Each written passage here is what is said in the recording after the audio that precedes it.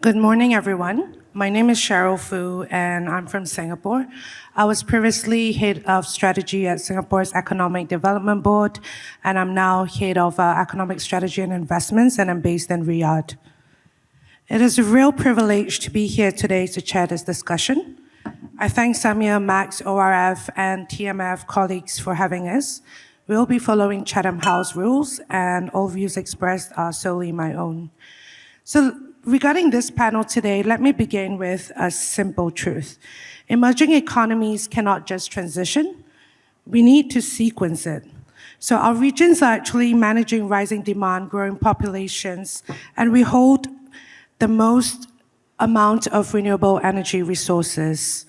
But coal, oil, and gas still anchor energy security, and our cost of capital is 3 to 5 times that of Europe's. So our question here today is not a false binary question.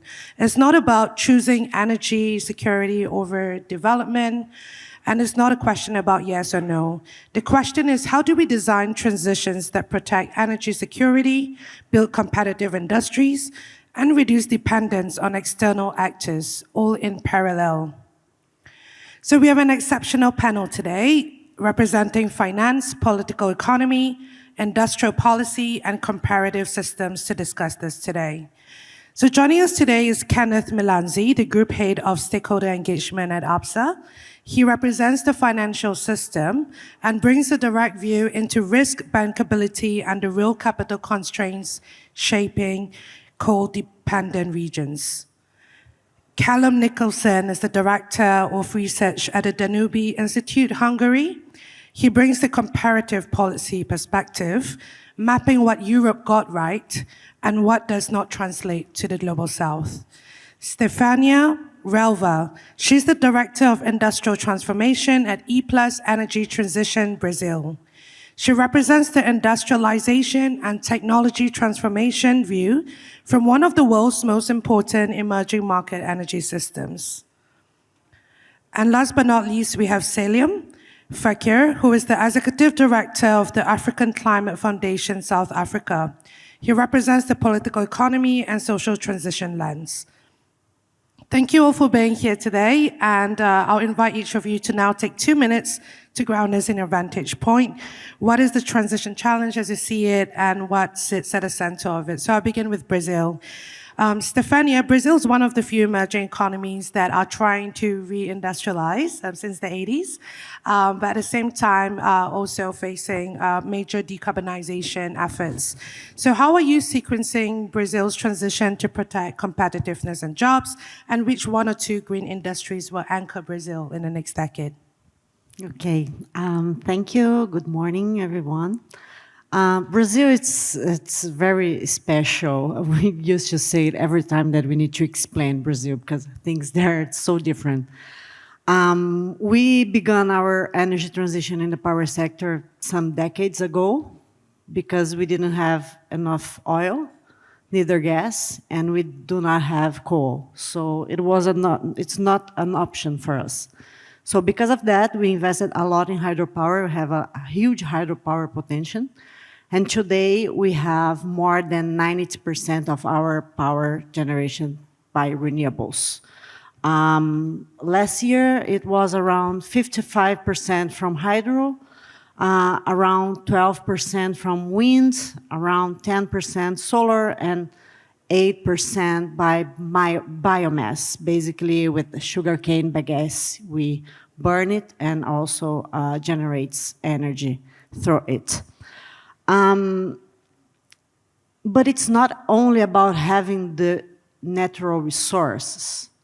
We were able to produce, to create a huge power system with a lot of transmission lines and a lot of distribution system, a huge distribution system. And it's not about the infrastructure. So it's not only about having the resources and having the infrastructure, it's also about having a good governance. So we have built a lot of good institutions in the power sector in Brazil. We have the national independent operator of the system. We have the national and Electricity Agency, we have the Chamber of Electricity Commercialization, we have an enterprise that is linked to the Ministry of Mines and Energy that do all the research of the energy in Brazil. So it's a huge system that we need to create to be able to have a decarbonized power sector. And even though this is not enough, because right now, Brazil has a huge challenge with curtailment of wind energy. We are literally throwing renewable energy away because there is no demand for this energy. So yes, we have a huge potential for reindustrialize.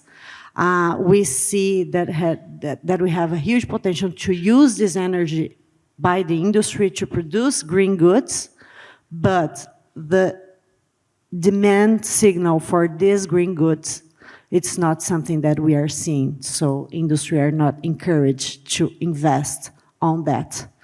And that's one of our main challenges today, is how to create this demand in order to avoid the curtailment. Of course, we have another challenges such as investments in transmissions lines and some regulations issues. We can talk about this later.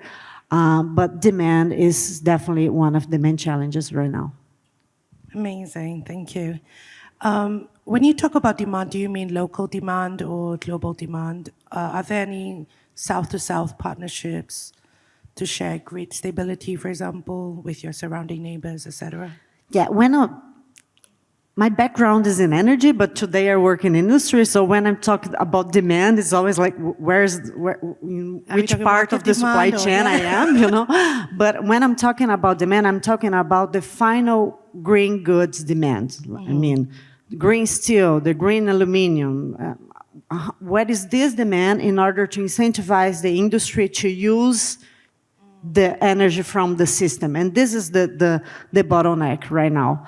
But for sure, and this is such an important point, because we see, when we talk about industry, we used to talk about what we call the industrial ecosystem, which means I have here my industrial facility here, some steel making, I don't know, for example.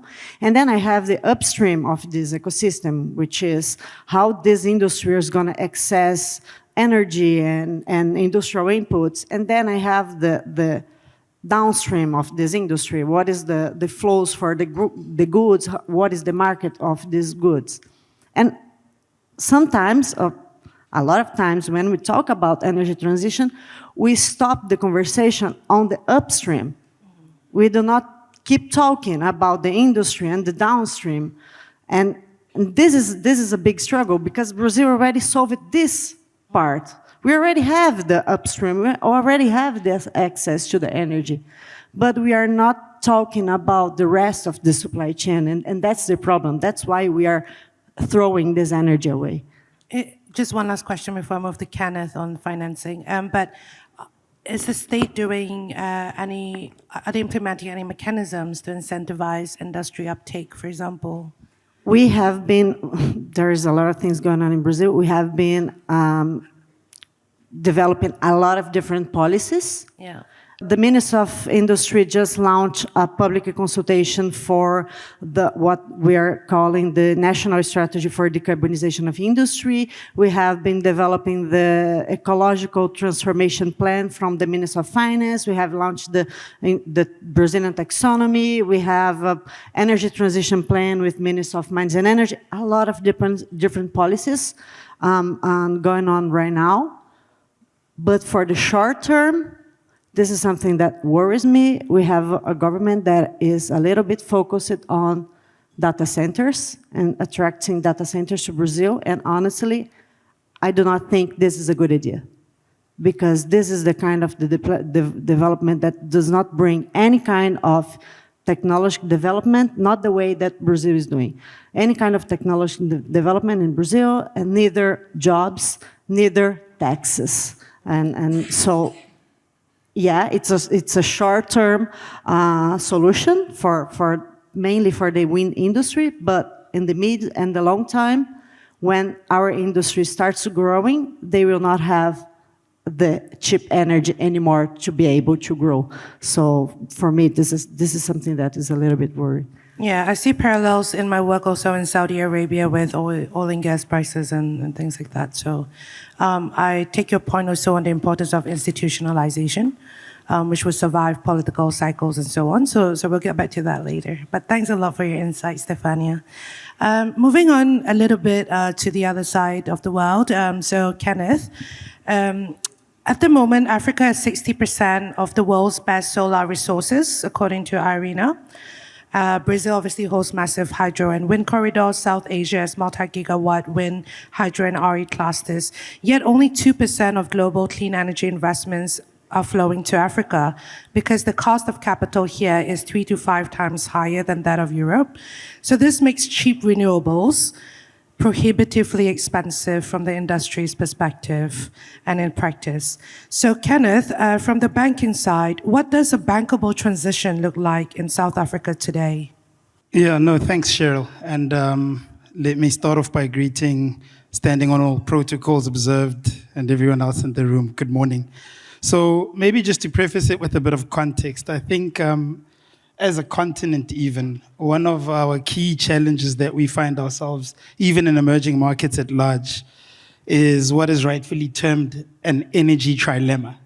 And that being finding that delicate balance of 3 competing priorities: your energy security, which is a stable energy supply; your energy equity, which is affordable and universal access; and environmental sustainability, where we are saying, are we reducing emissions and overall environmental impact?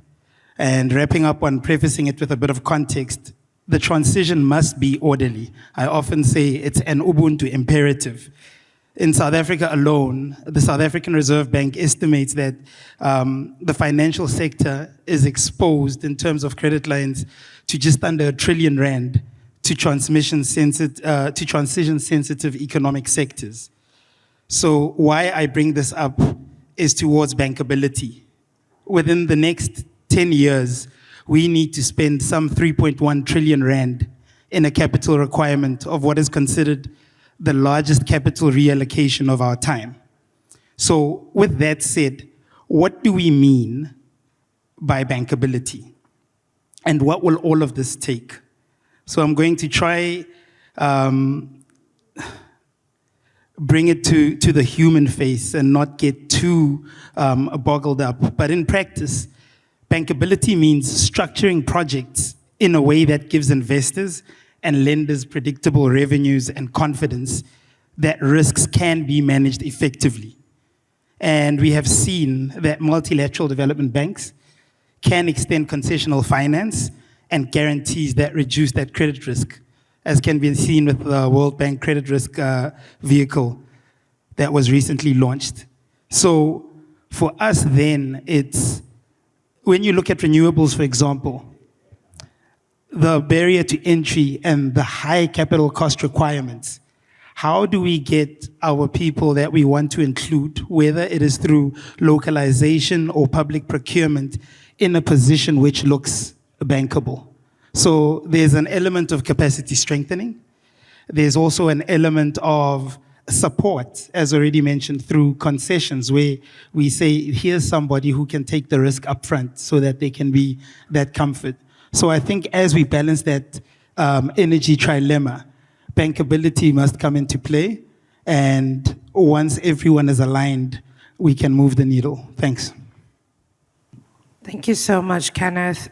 If the cost of capital doesn't fall, then nothing scales. So I really appreciate your comment on that. And maybe, Cheryl, something that has come up a lot, especially in the G20, B20 conversation, there's what we call the perception premium. Others call it the prejudice premium, where the cost of capital in Africa is simply just too high. And if we are going to go back to the basics of risk to say high risk equals high reward, we don't see that with the high risk, allegedly, that we have. So also demystifying and unbundling that perception premium, I mean, just on the sustainable development goals alone, the servicing debt is sitting at 1.2 trillion for Africa, and that's just servicing. So it's having discussions around that can actually allow players towards a just energy transition. Yeah. Yeah, I agree with you. And then to Stefana's point, institutionalization, platform bundling logic could be a way we could do that, structuring certain finance vehicles for that to balance risk. I think are some of the ways I've seen in my work globally as well. I'd just like to move on to Salim, who's to speak about the political economy. So Salim, transitions disrupt labor markets, regional economies, and political coalitions. Stefania referenced that a little bit with the current sitting political party in Brazil. So what are the real fracture points you're seeing today? What mechanisms have actually helped manage the just transition? Let me just preface a few things. The one is that I have a deep privilege of being able to work in 10 different countries across the continent. Amazing. And being able to really look in very practical ways the synergy or the contradiction between climate and development. And our organization is very focused on that. I don't think you can answer the transition question without first trying to understand what the characteristic and composition of an economy that we have to build and need in the future. And that's very vital because most people who come at this climate issue or green energies tend to be working in a void of an understanding or appreciation of the ideas of what a future economic vision should be for specific countries and a region as a whole. So it's very important for us to first understand that, and it will be, you can take a regional wide view, but you can also have to have a country-specific view, because West Africa, East Africa, and Southern Africa are very different. But we have to work together. Many years ago, we had this thing called NAPAD, and it's still there in AUDA now, NAPAD AUDA. That vision still stands. What we need to then understand is what are present and future vulnerabilities we will face. They're not just climate. Climate is one of the risks that we will be faced with, but climate also comes with opportunities. And part of those opportunities is being able to think about the economy, how to diversify it. As you know, we are very commodity driven in most parts of the continent. We need to generate resources in order to be able to support diversification. You have to understand climate opportunities and risk in relationship to what your vision for economic development looks like going forward. Otherwise, you're pumping a lot of green molecules into the system, which has no productive utility or supports the diversification of an economy. So that the vision for an economy should also help to resolve the type of technology choices and sources of energy that you want to use in the present and in the future. But very importantly, I think when we talk about transition risks, often it is just about the weather. It's about climate vulnerability. But transition risk, for example, in South Africa, we are facing them very concretely through the imposition of decarbonization standards and measures outside of South Africa through our partners like the European Union, through CBAM. These could impose severe penalties on key industries that don't have time to adjust. In a context of sluggish economic growth, where we actually need to improve economic growth. And so it's very important to understand that we have very rich, diverse energy endowments on the continent. And the challenge we're going to have is around improving energy access, security, but also being able to build economies that can withstand other transition risks like decarbonization that may happen globally. And there's a lot of uncertainty around it. Let's be clear. It's not clear-cut that we are going to have a smooth ride towards decarbonization as may be claimed. But we are certainly there's some pressure in it. You had the COP, for example, in Brazil, to wean the economies of fossil fuels. Lastly, I would just like to say, and I would like to end this, with a approach that is more pragmatic, because I would like to argue where there is a development gap, it is not one versus the other. And it is about prudently using existing endowments to produce future endowments. And in our case, it's about capitalizing on the vast geothermal, hydro, wind, and solar energies in order to build a more robust sources of energy and economic spin-offs. And in the case of Africa, it is about enhanced energy access that is tilted towards decarbonization, but also ensures energy security coupled with economic diversification and productivity. That's the challenges we need to. And so the challenges we have are not just about reducing emissions, but is coupling reduction of emissions with economic development, because there's a big development gap. Thanks. Thank you so much, Salim. Just to pick up on your point around the just transition, having a lot more scope than just false binaries around choosing energy security over development goals. How would you, in your experience and opinion, sequence the economic development transition for South Africa? This is a very big question, but what I'm trying to get at is a lot of our emerging countries in the global South face this very dilemma. You have to create jobs and build your economy for your people, but at the same time, you're facing all this external pressure and also sustainability pressure to decarbonize and to move towards green jobs. How do we prevent green energy and renewable energy from being just another vicious cycle of commodity extraction and exploitation? So, since you're the lead in South Africa on this topic and an esteemed expert, could you share some guidance for us on this? Yeah. So in the case of South Africa, obviously there's going to be binding constraints on actually exploiting coal resources in the future. People talk about gas, but we kind of have to import it from somewhere else. And there are also other risks associated with gas. I think the options of renewables is driven by necessity and the global cost reductions, particularly in solar and wind technology. So obviously we have to be pragmatic. And the reason we have to be pragmatic is that you don't want to, we've been not very good at building large bulk infrastructure. And I think that's a problem all over the world because of cost overruns, delays, and overcapitalization. So I think the value of renewables is that you can do them on a modular basis. You don't have to always do them on the balance sheet of the government. You can do them on the balance sheet of households and firms, and you can build as you need, which is what we've done in the last 2 years, because people know suddenly the lights would go off here. We've had load shedding. And by reforms through in the legal provisions around energy generation, allowing households and firms to do away with license. They can generate any amount of energy using solar technologies. We've been able to put up to 6,000 megawatts, and that has been able to put pressure on the state utility.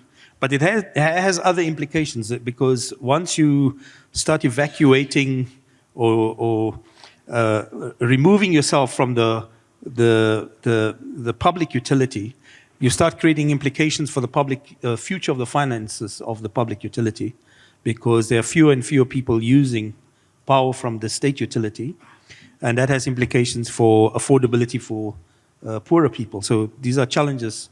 But I would argue that the way to solve some of the problems is not to overcapacitate, not to overcapitalize, and not to overbuild, but to build as you need.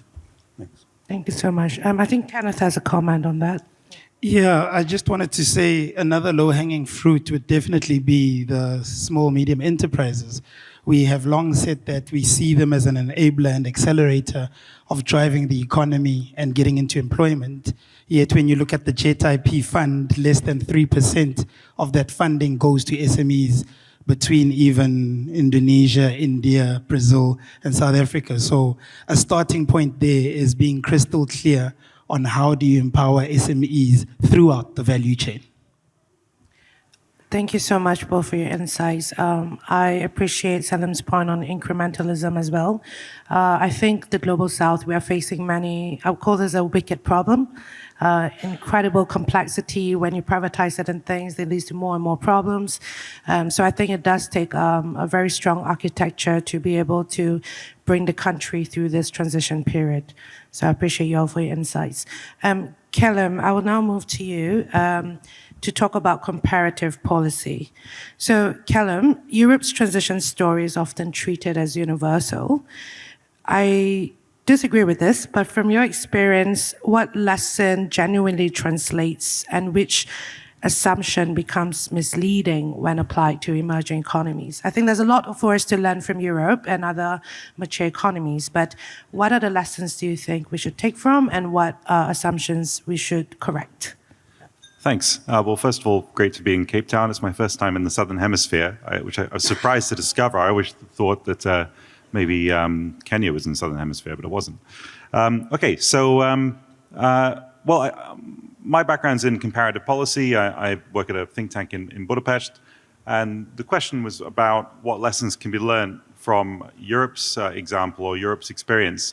And I think sometimes most lessons tend to be exercises in humility when we recognize when we've done something that perhaps we were too hubristic, we were too confident in what we were doing. And the problem is, as soon as, I find historically, as soon as a nation actually has something useful to offer, it's at the point where no one's listening to them anymore because they've been humbled by life and history and reality and so on. But I do think that there's a couple of things worth noting. And the title of this panel is Resisting False Binaries. And I just want to explore three binaries in a sense that I think we would do well to avoid. But there's a context first, which is that we live in kind of a strange time. I mean, for a lot of reasons, obviously. But one of the tendencies I've noticed in the last few years is this tendency to standardize everything. Even just the format of even conferences, increasingly quite standard around the world. It was actually quite nice to come to South Africa and discover a plug, which I definitely did not have. But having said that, everywhere you go in the city now, you can plug in a European plug as well. So even your very distinctive South African plug is no longer really particular. It's becoming, you're adopting the general model. And but there is this tendency to standardize everywhere, and that can be convenient locally. I'm quite glad that I can plug in my EU plug in the wall. But nationally, standardization is a bit more problematic because every nation has its different context. And the three very quick binaries I just want to sort of give some warnings on, and I think the European experience has suggested this. One is we've got this polarity on issues around energy transition to do with should it be sustainability or energy security or sustainability or these sorts of things, or green goals and energy diversity. I think the reality is most things are about compromise.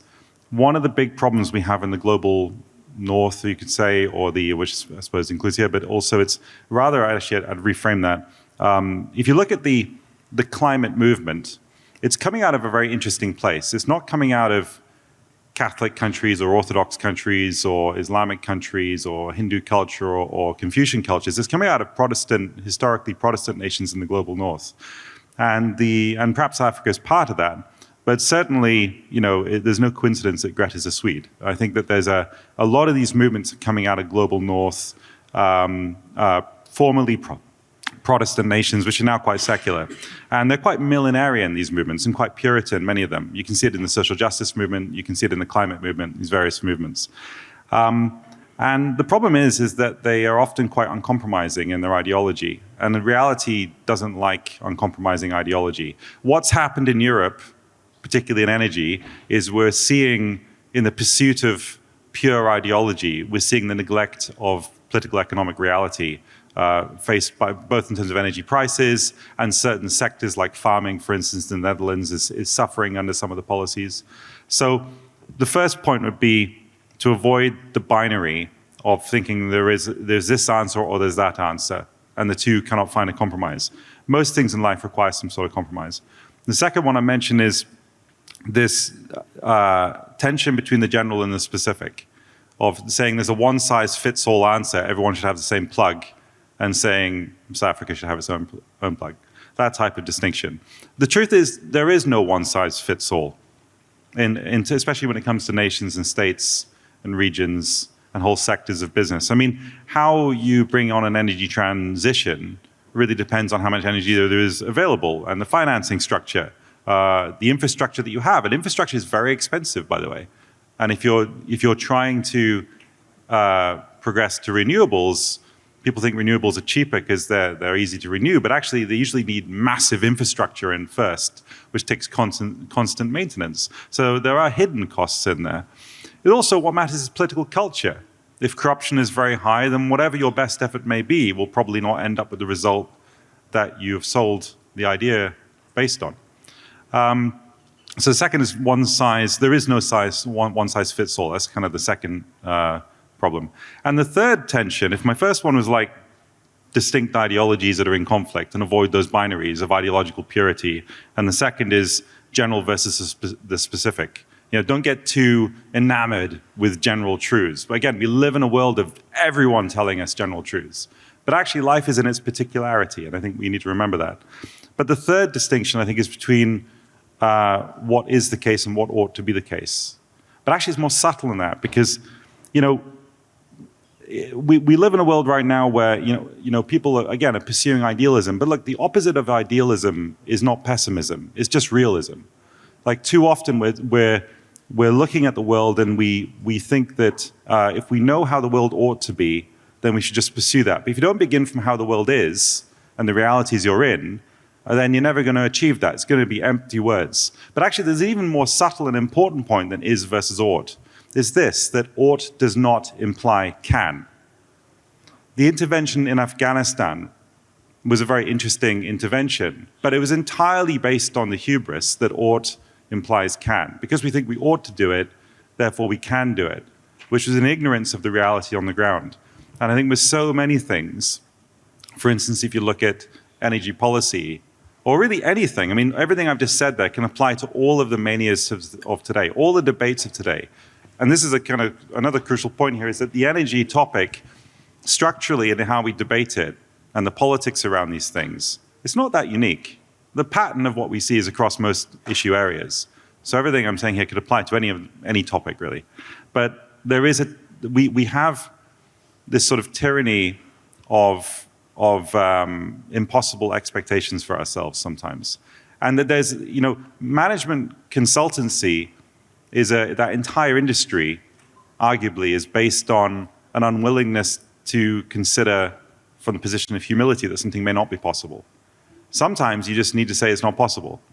And so most of the problems we have today are not that people have too much humility and too much doubt and say we're not sure. All the problems in the world right now is because there's too many people with conflicting hubrises. Everyone's saying it is possible and in my image.